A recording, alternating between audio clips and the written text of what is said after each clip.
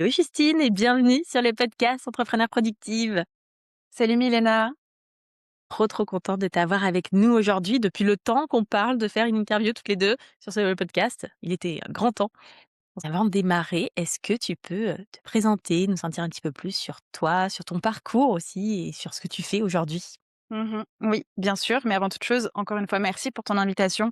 Comme tu l'as dit, ça fait un moment qu'on voulait Mmh. enregistrer cet épisode de podcast, mais il s'est passé plein de choses Mmh. dans nos vies respectives et dans nos business. Et d'ailleurs, le sujet que tu m'avais proposé il y a un an n'est plus d'actualité. Non. Et donc, voilà, il fallait le temps de digestion.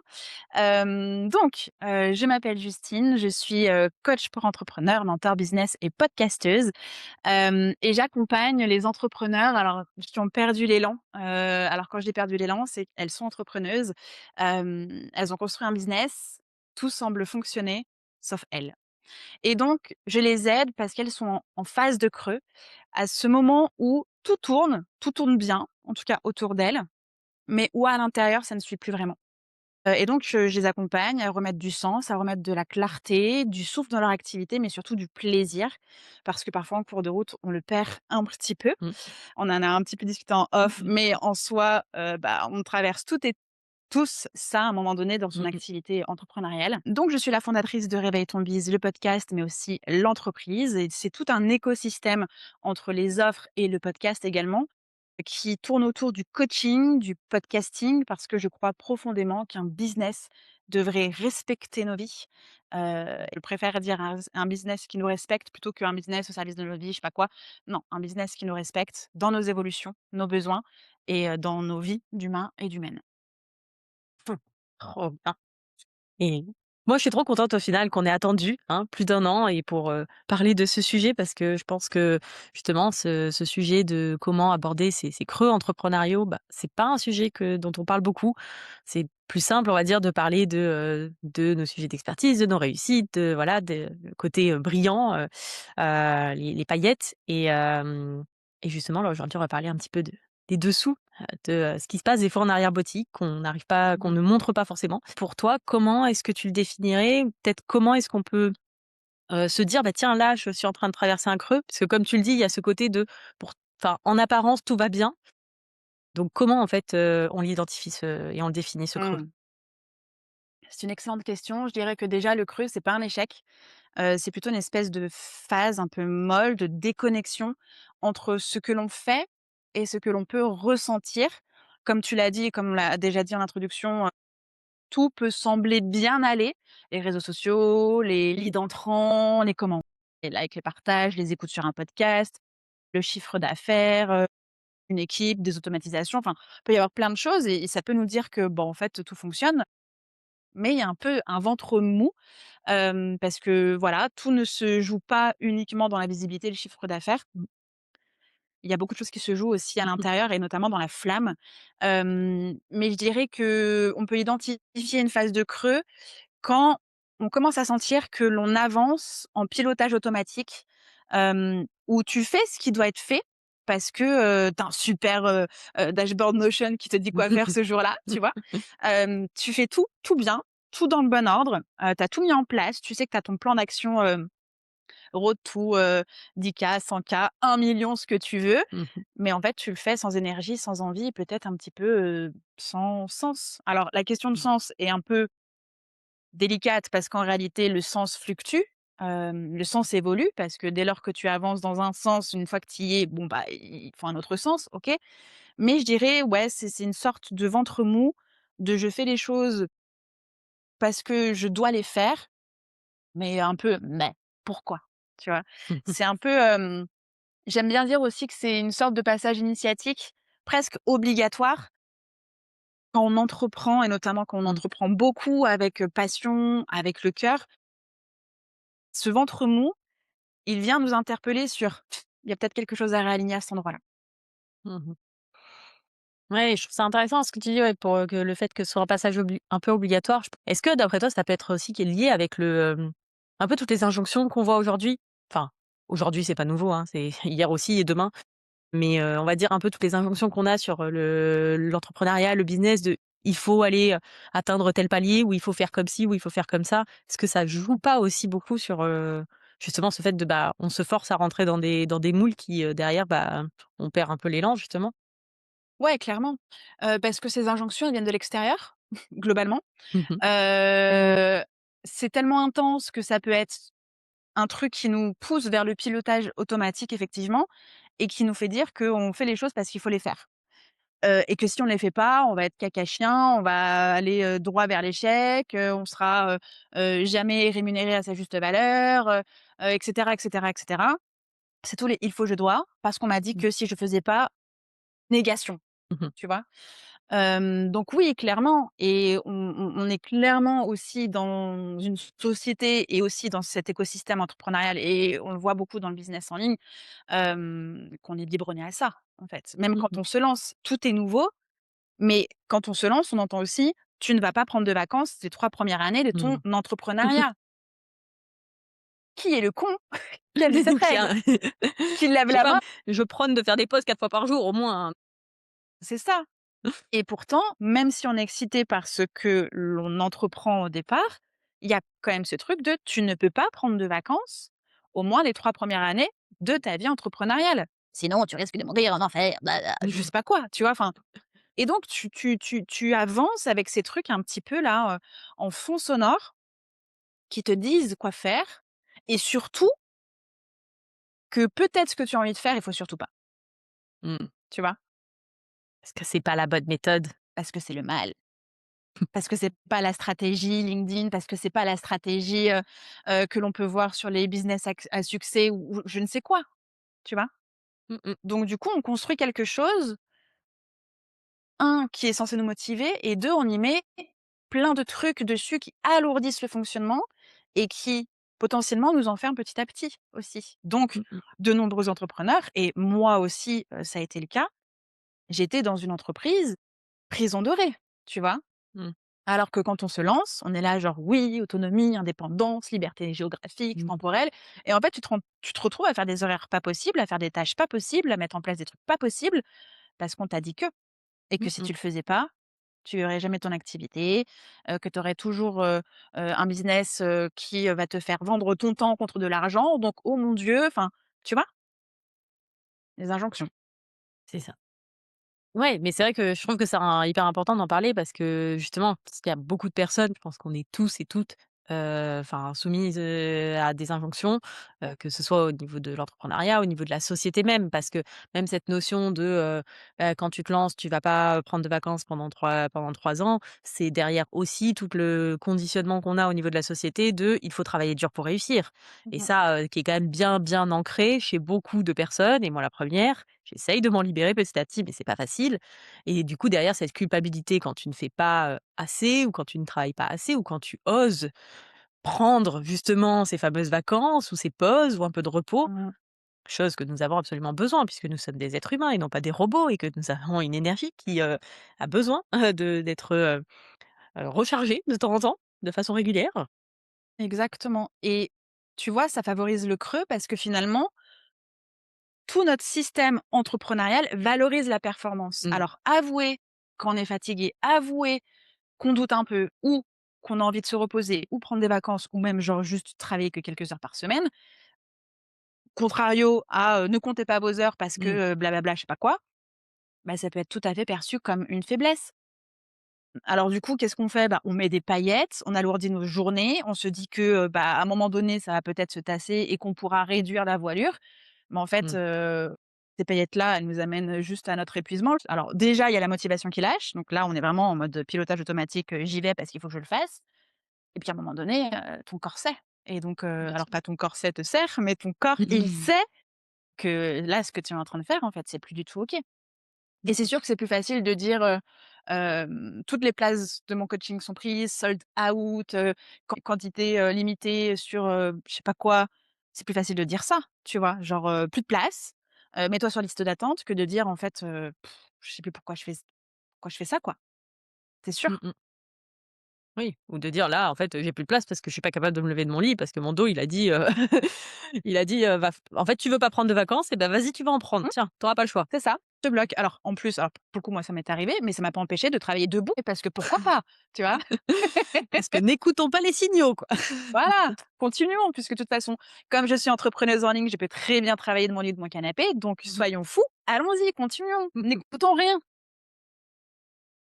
Bah, oui, bien sûr. Justement, qu'est-ce qui fait, en gros, qu'on a autant de mal, je trouve, à s'en rendre compte, tu vois, Mmh, qu'on est dans ce creux-là, à admettre qu'on est dans cette position-là? mmh. Hein. Bah, comme je l'ai dit déjà parce que on est quand même biberonné à la performance, à la réussite. C'est plus sexy d'aller vers quelqu'un qui réussit en se disant: «Ah OK, si cet entrepreneur-là a réussi à faire ça, et ben, je veux absolument qu'il m'accompagne». C'est plus sexy, c'est plus appétant que d'aller vers quelqu'un qui enchaîne galère sur galère, qui est paumé, qui est fatigué, qui est tu pas envie, tu vois? C'est comme, j'ai envie de te dire, tu as envie d'aller vers quelqu'un qui a, un sourire Fred n White et une bonne haleine que Mmh. vers quelqu'un à qui manque 3 chicots et en fait, ça va pas. Tu es attiré humainement par ce qui brille, Mmh mh.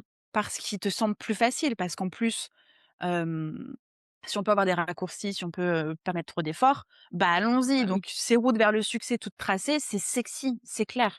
Alors que la réalité, c'est loin d'être ça. La réalité, bah, c'est pas avoir toujours une bonne haleine déjà de base Mmh. et puis c'est pas avoir un business qui est toujours fluide, toujours simple, qui est toujours sur une autoroute à rouler à 230 sans se prendre un bouchon ni un péage, tu vois? C'est pas ça la vraie vie et donc du coup, c'est pour ça que c'est difficile et en réalité, ce qui est aussi difficile, alors déjà à admettre, parfois on a du mal aussi à identifier les signaux parce qu'on Mmh. est un peu là genre, «Qui suis-je pour me plaindre?»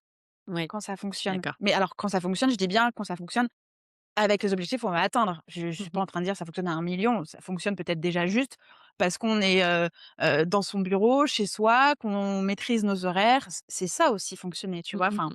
peu importe ce que l'on met derrière, ça fonctionne pour moi. Mais donc qui suis-je pour remettre en question ça? Parce que ça fonctionne. Qui suis-je pour dire non à un prospect, à un client ou à une évolution de mon business, alors qu'à contrario, il y a des personnes pour qui c'est plus Mmh. compliqué? Et donc du coup, tu as aussi ce truc de encore une injonction finalement, je peux pas me plaindre. J'ai Mmh mh. déjà, ce que je voulais, tu vois? Mmh. Donc ces signaux-là peuvent être un peu compliqués, mais notamment, on peut peut-être plutôt les identifier à travers, bah, la perte de plaisir déjà, quand on est là genre, moi tu sais l'année dernière, je commençais mes journées en disant: «Oh encore une belle journée de merde» Oui, et j'y c'est un allais. signe. J'y allais, hein, vivre ma journée de merde avec mon dos bloqué, hein. On y allait, hein, Mmh. vraiment. Oui, bah, jusqu'à ce que ça ne fonctionne plus en fait. Ouais. Donc la perte de plaisir ou d'excitation, Mmh. même sur des réussites, tu vois? Moi, c'était encore une belle journée de merde, mais j'avais un chiffre d'affaires qui était nickel. Je ne le dirai jamais assez que le chiffre d'affaires, ça veut rien dire. Mmh, mmh, Heu, mmh. Non, non, du tout. On peut identifier aussi les phases de creux, alors même si on les admet pas encore, on peut quand même identifier, bah, une certaine fatigue. Alors fatigue, psychologique, fatigue physique. Ça va aussi avec un peu le la perte de motivation, mais tu sais, la fatigue, elle est plus lourde. Des fois, tu peux ne pas être motivé, de dire: «Bon, flemme», tu vois? Après, tu sais que ça va revenir un petit peu avec, un peu de jus, tu remets une pièce dans la machine, tu crées un post qui te fait plaisir, tu as, une cliente que tu as en coaching, tu vois une transformation de dingue, bam, ça te remet la motivation en mmh mh. marche. OK, mais la fatigue, elle peut être beaucoup plus pesante. Donc ça peut être, voilà, une fatigue émotionnelle, psychologique, physique et puis un mental qui est toujours en surchauffe. Mmh. Le mental qui n'a pas d'espace de s'exprimer la journée, t'inquiète pas Mmh. que la nuit, déjà, il va te faire comprendre que, il y a des choses à dire là-haut. Ouais. Mmh. Parce que déjà, tu écoutes pas ton corps, donc vas-y, écoute ta tête même la nuit, c'est mieux. Tu sais, ce mental qui, ouais, surchauffe Mmh tout le mh. temps, quoi. Tu es fatigué, mais ça surchauffe tout le temps, donc ça peut aussi être un indicateur de il y a un petit truc peut-être à investiguer ou à réaligner. Hem, Comme je disais aussi, qui suis-je pour, remettre ça en cause? Il y a peut-être aussi le sentiment de tricher, tu vois? Hem, Tout marche, mais je me sens vide, donc je me sens une arnaque. Ça peut aussi être, quelque chose qui peut indiquer que, bah, c'est pas OK à l'endroit où on est là et puis, moi j'en fais clairement partie et c'est pour cette raison que j'ai fermé mes offres en novembre 2024. C'est j'ai envie de tout plaquer. Je Mmh. plaque tout. Là, tu vois? Moi Mmh. je m'étais dit, comme j'ai passion potager, Mmh. permaculture et tout, je me dis: «Alors qu'est-ce que je peux faire avec mes courgettes, quoi?» Pourquoi il y a pas un truc qui va pouvoir me faire un peu plus kiffer? Alors tu sais, alors oui, j'avais une cinquantaine de courgettes et presque une trentaine de courges, potiron, butternut, machin, tout ça. Je me disais: «Bon, ça me fait kiffer. Qu'est-ce que je Mmh. peux faire quand même? Parce que si je plaque le business qui tourne, faut que quand même je trouve quelque chose», puis je me suis dit: «Mais avec mes potirons quand même, ça va être Mmh. compliqué d'atteindre ce chiffre d'affaires-là. C'est pas une ferme, agriculture là», tu vois? Mais vraiment, mais pour moi, c'était clair, net, précis. Il fallait tout envoyer, bouler et faire un pas de côté de, je rejette tout ce qui fait mon business aujourd'hui pour quelque chose qui est au total extrême du Mmh. business en ligne. Les mains dans la terre, tu vois? Alors oui, donc je n'ai pas vendu mes légumes, je les ai cuisinés, j'ai fait des bocaux, j'ai partagé, j'ai mangé, et c'était très bien comme ça. Mais il n'empêche que j'ai fermé mes offres et que j'avais clairement envie de tout plaquer. Je pense que ça, ce sont des signaux qui peuvent déjà faire des red flags genre: «Oh, oh, il y a quelque chose qui va pas», et ensuite permettre d'investiguer sans même dire: «Admettons que ça va pas et disons-le aux autres», peut-être déjà juste se questionner de: Mmh. «Je sens que c'est pas OK, je vais aller questionner un petit peu tout ça et puis, peut-être me reposer ou peut-être supprimer des choses ou je sais pas, qu'est-ce que je vais faire de cette information-là pour le moment?» mais genre déjà, je vais regarder ce qui se passe. Ouais, c'est hyper intéressant. Ça donne un bon état des lieux, ouais, des personnes qui pourraient, potentiellement être concernées de comme tu dis, effectivement, après c'est pas pour autant qu'on est obligé de le crier sous tous les toits et de dire, et de le communiquer de façon publique et cetera. Mais Mmh, déjà, effectivement, prendre conscience pour soi, commencer peut-être à réfléchir aussi, à creuser un peu le sujet. De toute façon, moi j'aime bien dire que, bah, enfin, tu peux pas résoudre un problème tant que tu en as pas conscience. Enfin, c'est quand même la toute première étape de résolution de n'importe quel problème, c'est déjà la prise de conscience qu'il y a un problème. D'où le fait qu'on ne peut pas accompagner quelqu'un qui ne veut pas être aidé et qui n'a pas conscience qu'il a un problème, même si on en a mmh. très envie et même si nous, on en a conscience pour lui. Du coup, une fois qu'on a réalisé ça, qu'on se dit: «OK, là, ça me parle, il y a deux trois signaux là, ça bien, moi aussi les chèvres dans le Larzac ou le la culture du potiron». Du coup, on commence par quoi? On fait quoi là, à partir de là, pour, Mmh. sortir un peu la tête de l'eau, sans potentiellement tout plaquer pour aller élever des chèvres, dans le Larzac? Je Ça peut lance être un une business, solution, mais peut-être pas ouais, la c'est ça. première à envisager. Alors peut-être qu'on pourrait créer Milena, et moi, on peut peut-être créer une formation sur comment réussir son business 2.0, d'élevage de chèvres C'est sa reconversion dans l'élevage de chèvres. pour les J'en ai vu, il entrepreneurs y en en a pas loin détresse. à côté de chez moi, je peux peut-être demander, On tient une idée. voilà, aux personnes qui s'en occupent comment on fait. Faire des petits tutos vidéo. Exactement. Je pense que déjà le premier conseil, ou en tout cas la première chose à faire, c'est d'arrêter de vouloir en sortir à tout prix. Mmh. Tu sais, moi, je voulais tout plaquer et avoir un autre business, mais en fait, c'est pas, vers ça qu'il fallait que j'aille et d'ailleurs, j'y suis pas allée. J'ai eu besoin de ce temps de rien. Mmh. Si on reste dans le faire, c'est de ne rien faire et c'est de passer dans ce truc de: «Là, je vais arrêter de devoir, sortir un plan d'action pour sortir à tout prix de ce marasme-là, de ce ventre mou qui est inconfortable». On en a parlé dans l'épisode de podcast que tu as fait chez moi, mais là, la seule carte à dégainer, c'est le business minimaliste. Mmh. C'est quoi le business là, en mode le bouton survie? De quoi a-t-il juste besoin pour que je puisse, moi, prendre du recul et le temps de rien et que mon business puisse continuer de faire sa petite route, sans même parler d'évolution, de développement, genre juste délivrer ce qu'il a besoin de délivrer, et cetera, tu vois? Enfin, c'est pas à ce moment-là qu'on va se dire: «OK, donc comme je vais pas bien, nouveau projet, chaîne YouTube». Non, en fait, non, c'est non, fausse bonne idée. On ne rajoute pas un projet sur un truc brûle quoi, comme un incendie, Ouais. ça ne sert à rien. C'est ne remets pas de l'essence quoi, on remet pas une pièce dans la machine non plus, genre juste bouton rouge, business minimaliste. Il a besoin de quoi ce business-là pour continuer d'être là?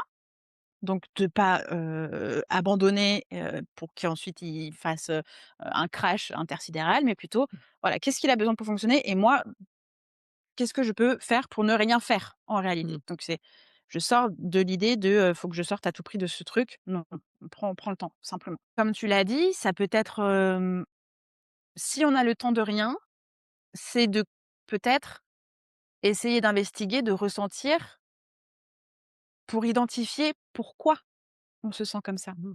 Comprendre. Alors ici, l'idée c'est pas de, remettre en question l'intégralité de son business, mais plutôt d'essayer de faire un petit travail interne. Pourquoi je me sens comme ça? Tu vois? et peut-être qu'il peut y avoir des situations clés. Peut-être qu'on peut se sentir comme ça parce que, il y a eu tel ou tel, événement, pro ou perso qui, a peut-être, positionné un déséquilibre ou qui a, changé son système de valeurs, où on se rend compte que, on avait, jusqu'à présent une valeur, travail, très, très forte et puis en fait d'un coup, on se rend compte que, bah, on n'a plus envie d'aller dans cette direction-là et que tout ce qu'on veut, c'est, passer du temps avec ses proches. Et donc ça peut être inconfortable parce que tout le système est positionné sur: «Je travaille, et je travaille dur parce que j'adore ça et parce que» et cetera. Puis d'un coup, tu es là genre: «Beh, j'ai plus envie de travailler dur, tout est fait pour que je travaille dur», alors qu'en fait là, je veux juste, du temps. Je veux du temps avec Mmh mes mh. proches, ma famille, voyager ou je sais pas quoi. Bah, comprendre en fait ce ventre mou et comprendre ce qui a pu mettre en avant ce truc inconfortable. Une fois la phase de: «J'ai besoin de ne rien faire», je commence à comprendre, en tout cas, je pointe un peu du doigt le pourquoi je me sens comme ça, qu'est-ce qui a fait que j'arrive à cet endroit-là. Encore une fois, c'est toujours pas le moment de tout réinventer, mais plutôt, de naviguer. Voilà, de naviguer dans ce ventre mou, dans cette, ce creux de la vague, hein, clairement, de naviguer à l'intérieur, toujours sur son business minimaliste et puis de se dire: «OK, si je reprends quelque chose, si je reprends mon business comme je l'ai laissé, qu'est-ce que j'ai envie de garder?» Et peut-être que la réponse, ça va être rien du tout. Peut-être. Et encore Mmh. une fois, c'est pas un échec. C'est simplement se dire: «Bon, bah, OK, ce qui est là, présent, me convient plus». Et je pense que le seul vrai échec serait de rester à l'endroit même où on se trouve et de continuer comme si rien n'était. Alors que la réussite à cet endroit-là, c'est peut de se dire: «OK, ça me convient plus, mais je me souviens que je suis entrepreneur et que je peux construire quelque chose, je peux évoluer et que mon business respecte mon évolution et que potentiellement je peux toujours aider soit les clients actuels, soit une évolution de Pokémon d'une cible, que je n'ai peut-être pas encore trouvée», tu vois? Mmh mh. Mais ouais, je dirais plutôt naviguer. Donc on ne s'arrête pas, on ralentit suffisamment de temps pour pouvoir réajuster la direction.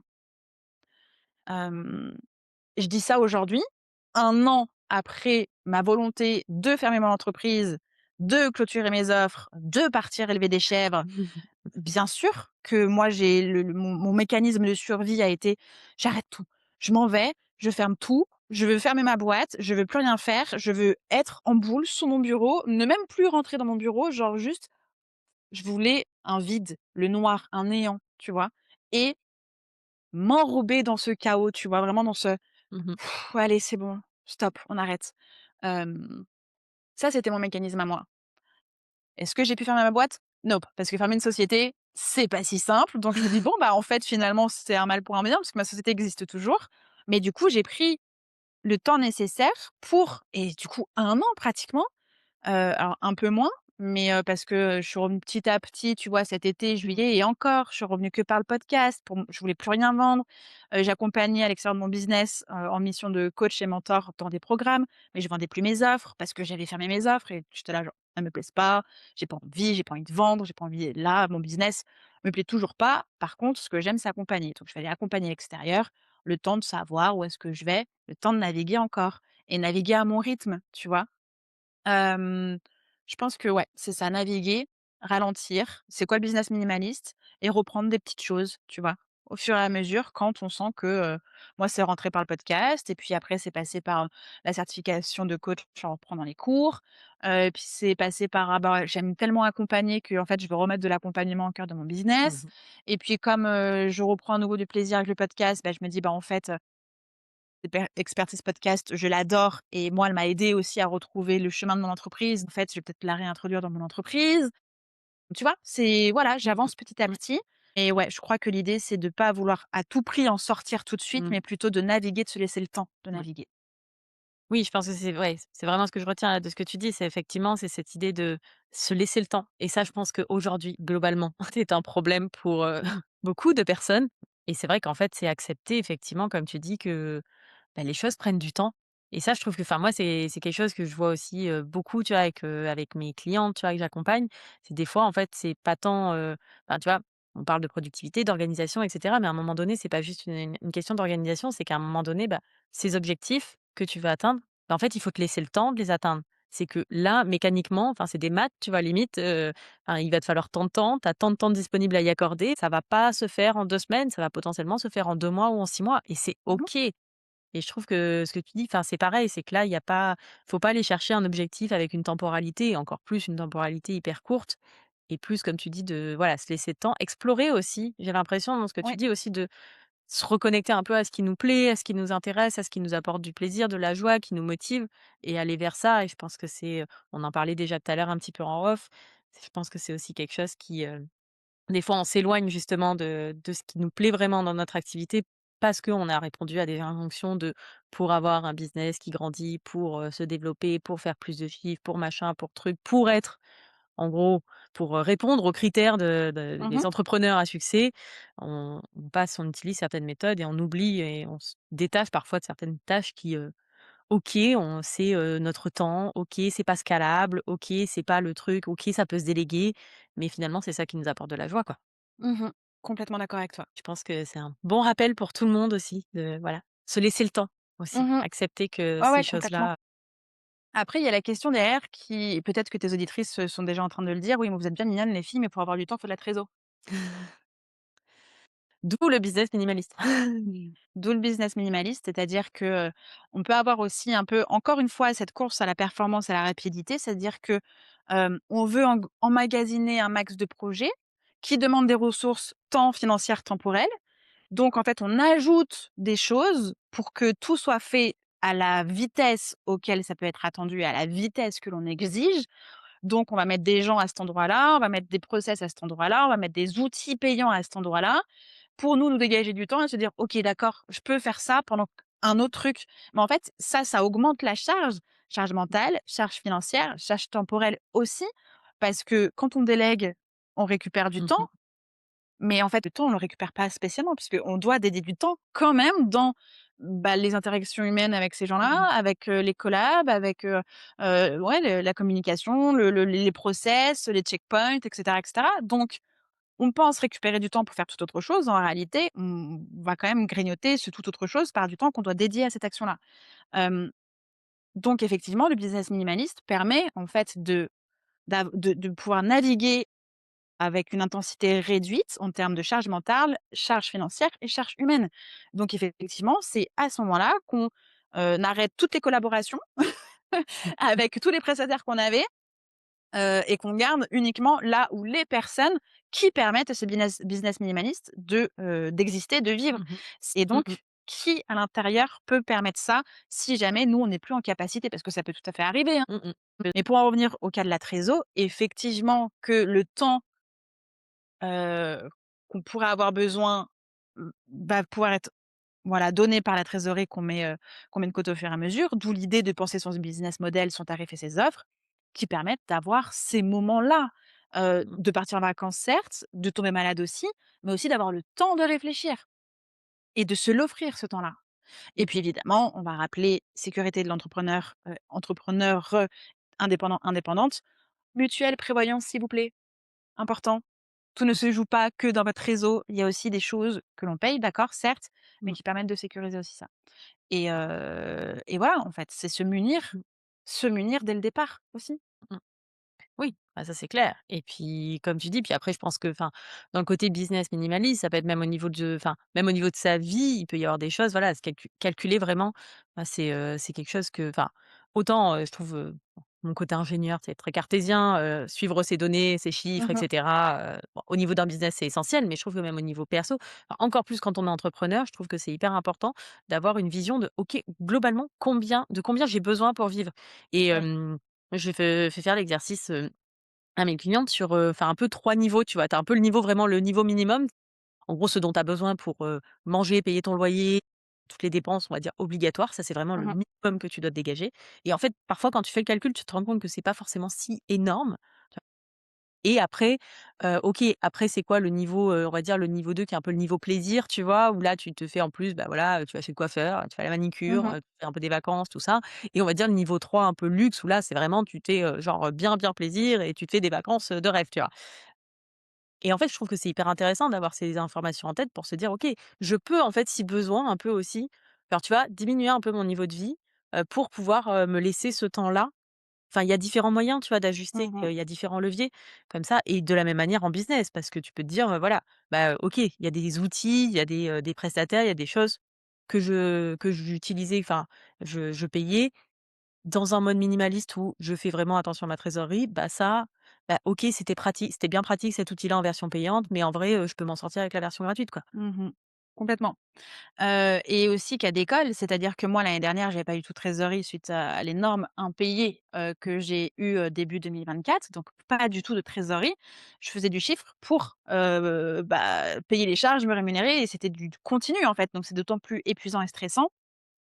Je pensais que la seule solution, c'était de ne plus me rémunérer avec mon entreprise, de pouvoir générer du chiffre pour refaire de Mmh. la trésorerie et donc pour ça, il fallait que je sorte de mon entreprise, que j'aille travailler ailleurs, donc prendre un taf en me disant: «OK, si je prends un taf, mon entreprise n'a pas besoin de me rémunérer et donc je Mmh. peux vendre à côté». Sauf qu'en fait, je me suis retrouvée, complètement épuisée, larguée, Mmh. dans un job qui prenait, toute mon âme, même si, c'était toujours dans ma thématique d'accompagnement d'entrepreneur. Il n'empêche que c'était un CDI, c'était pas ma boîte, c'était 36 heures, c'était archi intense et que j'étais pas toute neuve puisque je venais de sortir, enfin je traversais encore, les enfers, de mon entreprise. Moi, la survie, c'était OK, d'accord, je ferme mes offres, donc je vais pas faire de chiffre, très bien. Je ferme ma boîte, donc peut-être que, bah, plus jamais je ferai de chiffre d'affaires du tout et puis peut-être que l'impayé un jour, bah, je toucherai jamais rien parce que si la boîte est fermée, il y aura plus rien. J'avais pris cette décision-là.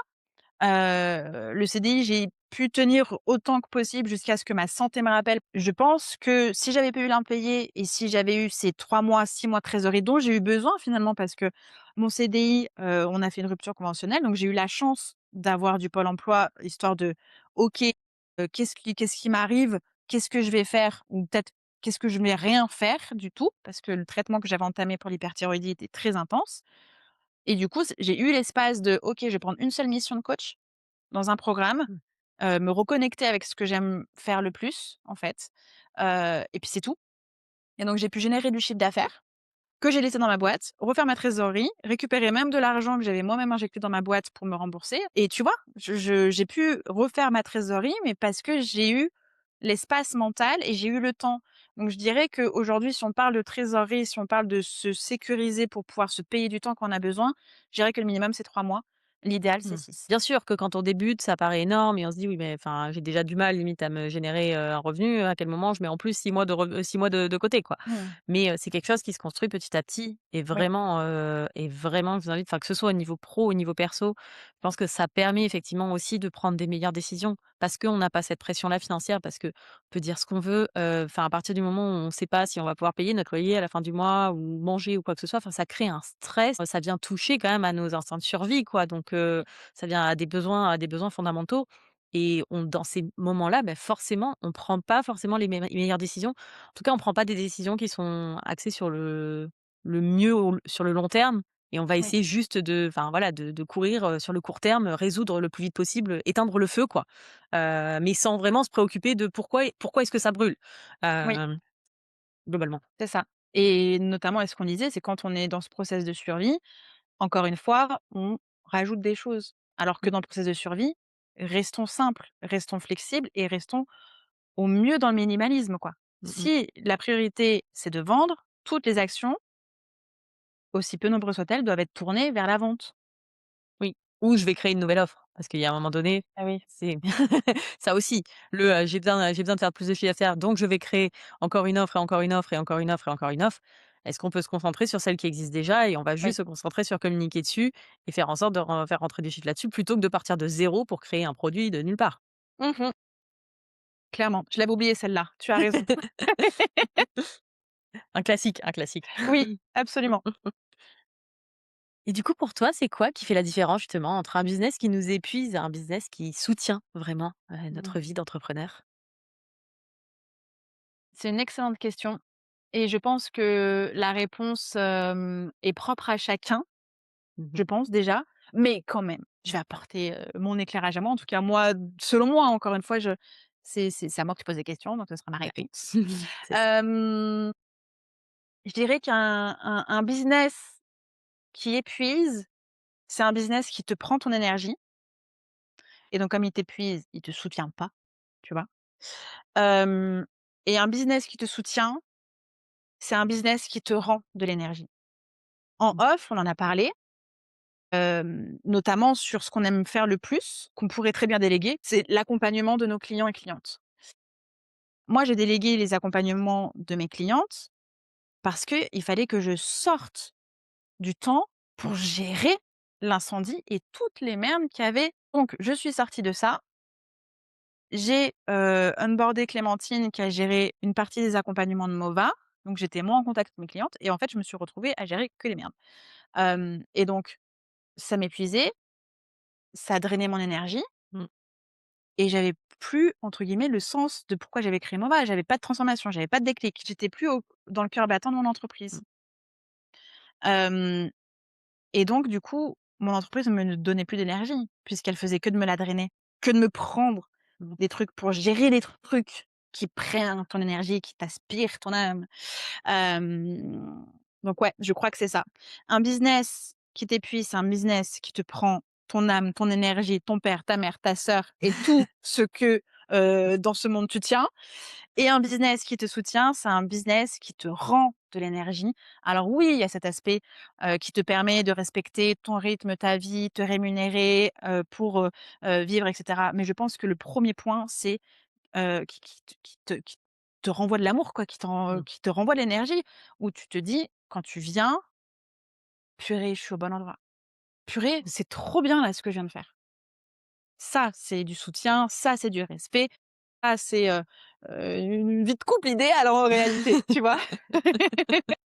Moi, je crois que ouais, je crois qu'en tout cas, c'est ça et je dirais que, la différence entre ces 2 là, entre l'épuisement et le soutien et je te prends ton énergie versus, je te donne de l'énergie, ça se joue vraiment entre, ses propres besoins en tant qu'humain, mais aussi le modèle économique que l'on met en place Mmh. et on revient toujours à cet endroit-là de toute manière, hein. Mais à travers ça, on peut aussi évoquer, hem, bah, c'est non négociable en termes de valeurs aussi. Ces indicateurs de réussite personnelle, est-ce que, de pouvoir, avoir une entreprise qui te permet, de travailler peut-être, 2 jours, 3 jours par semaine et ou peut-être que c'est 20 heures, mais c'est peut-être, quelques heures par-ci, quelques heures par-là et cetera. Enfin, tu vois, ce genre de truc? Quels sont tes indicateurs de réussite personnelle à toi? Et là, encore une fois, je parle pas des chiffres, hein. Et puis encore une fois, de construire des offres qui sont alignées avec son énergie, son fonctionnement et pas aux injonctions. Vraiment. Et ça, c'est vrai que enfin et je trouve que c'est génial que tu sois passé par là et que tu puisses aussi le partager et je pense qu'il y a plein d'entrepreneurs qui passent par là aussi. Et comment est-ce qu'on imagine, ouais, c'est quoi notre business idéal et en fait, ce qui est non négociable et ce qui est notre critère de réussite et ce qui est, notre vision idéale du business, c'est pas Mmh mh. forcément, je fais 10 cas par mois, comme, nous vendent, la majorité des coachs business de cette planète, quoi. Mmh. Heu, ou je scale jusqu'à 1 million de chiffre d'affaires ou autre chiffre comme ça. Tu vois, quand je fais l'exercice là justement avec les différents niveaux un peu de combien tu as besoin pour vivre, tu vois? Avec les 3 niveaux, c'est intéressant parce que en fait, tu te rends compte que même, tu vois, sur le niveau luxe, même si, OK, tu te fais, genre, vraiment là, tu te fais plaisir, tu vois? Genre, tu je sais pas, tu t'achètes, par rapport à des trucs que tu kiffes. Moi, c'est plus les voyages, mais les voyages, la plongée et tout ça. Mais bon, même si, je partais, 2 fois dans l'année, genre faire un super voyage, l'autre bout du monde pour aller plonger dans des destinations de ouf. Enfin, globalement, j'ai pas besoin de faire des millions pour ça, hein, en vrai Mmh. de vrai, hein. Et et je trouve que c'est important aussi des fois de remettre le truc, de se dire: «Mais enfin, globalement, moi, enfin juste faire, 2 000 € par mois et être tranquille pépère, chez moi, mais par contre j'ai pas trop de contraintes horaires, je peux me lever à 10 heures le matin si je veux et je peux aller chercher mes enfants à l'école et ça c'est ma vision de la réussite» et ben tant mieux, tu vois? Je trouve qu'il y a quand même derrière, tu as un peu ce truc parfois, enfin limite tu vas avoir l'injonction de, tu vois, genre tu manques d'ambition.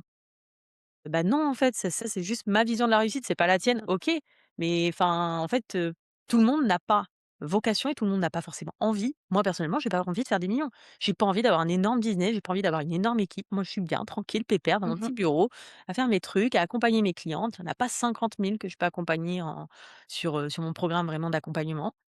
Mais c'est justement ça que je trouve cool. J'ai pas envie de scaler et de multiplier par 10 ou quoi que ce soit, parce que, je trouve que c'est justement là où enfin, où je suis bien, tu vois?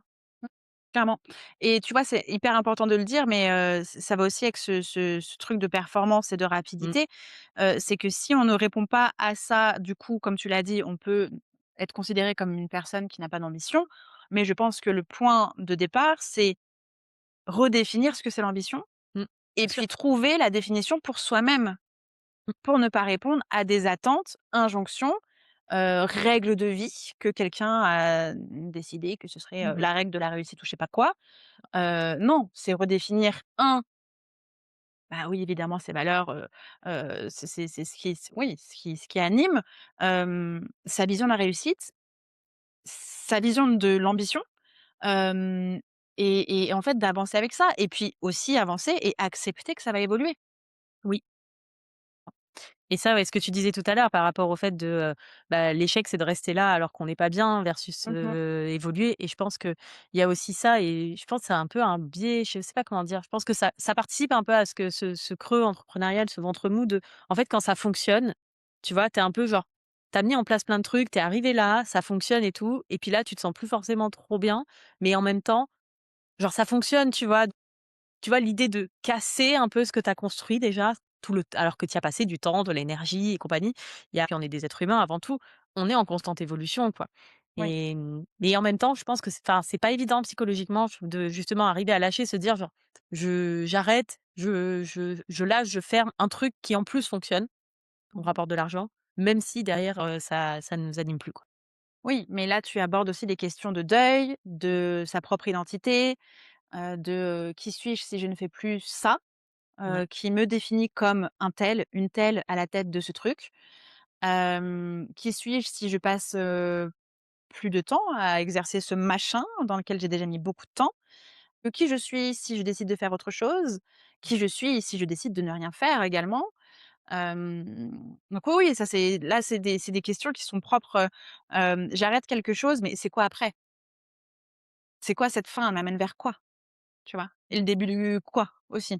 Donc l'inconnu, l'arrêt, le deuil, la crise identitaire, ça touche énormément de choses. C'est pour ça que vraiment prendre le temps de naviguer, c'est essentiel. Moi, quand j'ai fermé Mova, j'ai pris la décision de fermer Mova bien avant de le fermer, j'y arrivais pas. Je me disais: «Mais en fait» et pourtant c'était mon programme signature depuis 2021, c'était 80 de mon chiffre d'affaires. C'était un endroit où je m'éclatais vraiment jusqu'à ce que ce ne soit plus le cas et que mmh, pour moi la seule issue c'était: «Je ferme Mova quoi, j'en peux plus, je peux plus». J'arrivais même plus à écouter les de propres podcasts. Moi la podcasteuse mmh, qui a accompagné plus d'une centaine de podcasts à être créés, qui a un studio de création musicale, je n'arrivais plus à écouter quoi que ce soit. Je dis: «Non mais en mmh. fait c'est pas possible». Le pire, c'est que oui, plus tu laisses traîner, plus c'est dur en plus, Ouais. parce Puis d'ailleurs, à la base, le sujet du podcast, c'était le podcast. Et quand tu m'as, parce que tu es venu dans mon podcast, on a enregistré, tu m'as proposé le sujet, j'étais là genre: «Hem, on va on va reparler, attendre un peu. laisse-moi digérer là». Parce que je pouvais plus quoi, je pouvais plus parler de podcast, de podcasting, de funnel de podcast, de podcast de marque et cetera, alors qu'aujourd'hui j'en parle avec grand plaisir. Mmh. Mais j'ai besoin de naviguer lentement, durement, salement, tous les trucs en «en» pendant 1 an pour pouvoir à nouveau, être cool, tu vois? Ouais. Ouais, mais ce qui montre aussi le besoin, enfin voilà, de prendre ce temps-là, d'accepter que, effectivement, qu'on a besoin de temps aussi pour cheminer, quoi Mmh et mh. c'est OK et ça n'empêche pas que voilà et je trouve que c'est chouette aussi au final, aujourd'hui, tu reviens quand même sur le podcast, même si sur vraiment ton cœur d'accompagnement, les problématiques et les personnes que tu accompagnes aujourd'hui, c'est différent, mais le podcast reste quand même une part de, ton activité, de ton identité, de ta manière de communiquer aussi et tu as Complètement. quand même réussi à retrouver du plaisir. Clairement, j'ai délégué, et pourtant j'adorais enregistrer, monter, j'étais une vraie machine de guerre. Ça veut dire que les interviews de podcast que j'enregistrais, je pré-montais pendant l'enregistrement, ce qui fait que je réécoutais pas l'épisode, je cutais les endroits où j'avais dit qu'il fallait que je cut. Je mettais en ligne, donc c'était juste la durée de l'interview et quand j'enregistrais toute seule, je montais en même temps que mon enregistrement, donc je pouvais faire 5 épisodes solo en moins d'1 heure. Machine de guerre et c'était nickel. Quand on a enregistré toute une saison de podcast en 2024, notre épisode notamment, et j'étais là genre: «Mais en fait, il y a tellement de valeur dans ce podcast, il y a une saison de valeur de dingue, je peux pas laisser ça comme ça». Je n'arrivais pas à me remettre devant mon logiciel, devant mes notes, alors que j'allais avoir pas plus de travail qu'il y a 1 an, mais genre juste, ça me demandait ça me mettait de la douleur. Voilà, ça Mmh me mh. mettait de la douleur, je me remettais tout de suite de la pression, j'arrivais pas à me défaire de cette étiquette d'experte podcast. Donc il fallait que si je sors mon podcast, que tout soit parfait parce Bah que oui. Justine, madame podcast, gna gna gna. Et donc pour moi, c'était ça allait de sens, de soi, tout ce que tu veux que, en fait, le podcast, il fallait que je délègue, en tout cas la Mmh. partie, qui me procurait de la douleur. Mmh mh. Et donc ça a été le montage et pourtant je sais que je suis perdante financièrement puisque je mettais pas beaucoup de Oui. temps et c'était un endroit que j'avais jamais délégué parce que j'étais efficace et en même temps, j'aurais jamais pu le sortir. Donc la question c'était: «Est-ce que je me fais souffrir encore et je mets quelque chose en ligne pour répondre à "Oui, mais ça fait 1 an que c'est enregistré, travailler dur pour je sais pas quoi"» ou est-ce qu'en fait, bah, je peux déléguer cette partie-là parce que, bah, j'ai, du chiffre d'affaires qui est rentré donc j'ai un peu de trésor donc je peux déléguer et moi, en fait, juste, récupérer des zones de plaisir et ça a Mmh. été le cas et c'est ça qui m'a remis en selle, qui m'a redonné du mouvement, qui m'a fait du bien, tu vois? Je voulais pas revenir sur Instagram, donc j'ai commencé à publier uniquement les reels des épisodes de podcast Mmh. et puis, en fait, après, je suis revenue un petit peu en story, tu vois? J'ai vraiment fait petit pas par petit pas, Mmh. toujours avec cette vigilance de: «Est-ce que j'ai envie de le faire? Mmh. Est-ce que c'est maintenant que j'ai envie de le faire? Et est-ce que si je le fais maintenant, j'aurais peut-être envie de le refaire plus tard?» Et c'est vraiment moi mon curseur de vigilance et du coup, tout met plus de temps. Mmh. Parce que tout passe par des nouveaux filtres Mmh. et c'est plus les filtres de une idée, action, réaction. Non, c'est une idée, est-ce que ça me fait kiffer? Est-ce que j'ai envie? OK. Est-ce que je vais avoir envie de le faire quand il faudra que je le fasse? Mmh. Et est-ce que j'aurai envie de le refaire ensuite? Tu vois? Mmh mh. C'est Ouais, mais ce qui mes est un nouveaux filtres. super filtre et qui est hyper intéressant parce que, enfin, effectivement, moi, je pense vraiment que de toute façon, enfin, pour moi, enfin, tu vois, moi, j'ai un business qui soutient sa vie, tu vois? Un business au service de sa vie, pour moi, c'est un business effectivement dans lequel on s'épanouit, dans Mmh lequel mh. on kiffe ce qu'on fait, tu vois? Et pour moi, c'est enfin, c'est limite, ça devrait être le enfin, alors bien sûr, il y a une notion de rentabilité et à un moment Bien donné, sûr. voilà, il y a des réalités économiques, mais globalement, Mais pour dans l'objectif quand on se lance, c'est quand même de faire quelque chose qui nous éclate. Ce guide de «Est-ce que je kiffe?» Enfin, pour moi, c'est limite la première question qu'on doit se poser, tu vois? Bah, avant tu vois, les injonctions, c'est aussi c'est plein de personnes qui partagent leur méthode, mmh mh. qui leur correspond à eux parce qu'eux, ils kiffent tel truc. Il y a des personnes qui kiffent d'écrire des mails, d'autres qui kiffent faire des vidéos, d'autres faire des podcasts, d'autres faire des masterclass de vente, d'autres, tu vois, des tunnels, des machins, des trucs. Mmh. Chacun son truc, tu vois? Et en soi, il y a pas une seule méthode. Mais qu'est-ce que toi tu adores, tu vois? Qu'est-ce que Ouais. toi, te fait plaisir? Moi, je sais que, bah, tu vois, le podcast, tu vois, faire des interviews de podcast comme ça avec toi, avec n'importe qui, tu vas parler et tout, je trouve ça toujours hyper enrichissant, hyper intéressant et ça, je sais que je sors de là, je suis boostée, tu vois? Parce que je me dis: «Bah, on a eu un super échange, c'est trop bien, ça va apporter de la valeur à plein de personnes». Je trouve ça génial. Il y a des trucs, où c'est plus lourd, Mmh mh. clairement et je pense que c'est vraiment un très, très bon indicateur à garder en tête. Jusqu'à ce que ces indicateurs-là ne soient plus valables déjà, gardons cette idée qu'on évolue, mais aussi, est-ce que ce truc qui te fait plaisir, que tu vas avoir du plaisir à le faire quand il faudra le faire et que potentiellement tu auras encore du plaisir à le refaire quand tu voudras le refaire, mais jusqu'à ce que tu n'aies plus envie de le Mmh, faire, jusqu'à ce que tu n'aimes plus faire ce mmh, truc. Faut se laisser cette porte-là bien ouverte. sûr, bien sûr. Belle conclusion. Et du coup, bah, on arrive sur la fin de l'épisode, donc la question signature du podcast. Est-ce que tu veux bien nous partager ce qui serait pour toi le meilleur conseil en termes de productivité? Faire moins, mais mieux, Mmh. déjà et je dirais parce que la vraie productivité, c'est clairement pas d'en faire plus, à aucun moment d'ailleurs, mais plutôt la vraie productivité, c'est d'être disponible pour ce qui compte vraiment. Drop the mic. Ouais, c'est ça. Rien de plus à ajouter. Trop bien. Merci beaucoup Justine pour, tout ce que tu nous as partagé, tous tes conseils, toute la valeur, tout ton retour d'expérience aussi. Je pense que c'est hyper, hyper riche, les personnes qui nous écoutent. Merci à toutes les personnes qui, sont encore là, nous ont écoutés jusqu'au bout. Si ça vous a plu, n'hésitez pas, à aller mettre, une note, un commentaire, sur le podcast, envoyer un petit message à Justine ou à moi, sur Instagram, sur les internets, là où vous nous trouvez. Heu, Exactement. Ça fait toujours plaisir aussi de savoir, voilà, si ça vous a été utile, si ça vous a parlé. Et puis, bah, très, très belle journée, très belle, soirée à toutes et à très vite pour un prochain épisode. Merci Milena, bye tout le monde.